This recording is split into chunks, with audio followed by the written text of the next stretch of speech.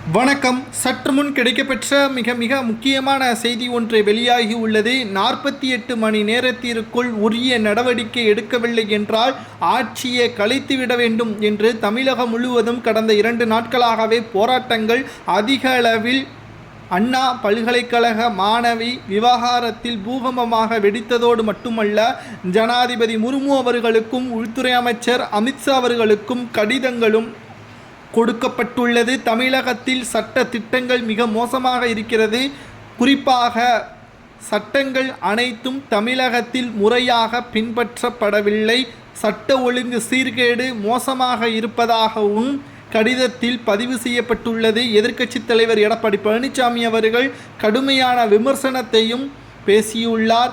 குறிப்பாக திராவிட முன்னேற்றக் கழகம் ஆட்சிக்கு பிறகுதான் போதை மருந்து கடத்தல், குட்கா, கள்ளச்சாராயம், கொலை, கொள்ளை, தமிழகத்தில் பெண்களுக்கு பாதுகாப்பு இல்லாத சூழல் ஏராளமாக தமிழகத்தில்தான் தற்பொழுது வரை நடந்து கொண்டிருக்கிறது என்றும், அந்த தவறுகளை செய்யக்கூடியவர்கள் திமுகவின் நிர்வாகிகள்தான் என்றும், இதனால் காவல்துறையினர் நடவடிக்கைகளை மேற்க முடியாமல் அவர்கள் திணறி வருவதாகவும் அந்த கடிதத்தில் குறிப்பிட உள்ளார்கள்.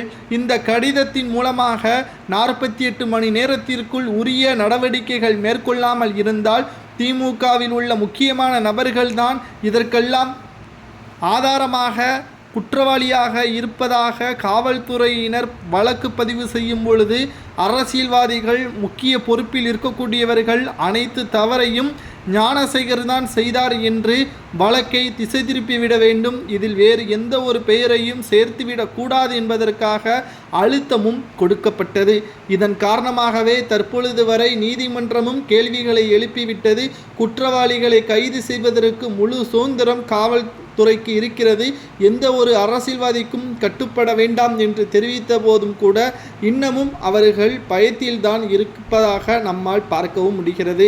உடனடியாக இதற்கு முற்றுப்புள்ளி வைக்க வேண்டும் என்றால் இந்த வழக்கை நிச்சயமாக சிபிஐ துறையினருக்கு மாற்ற வேண்டும்.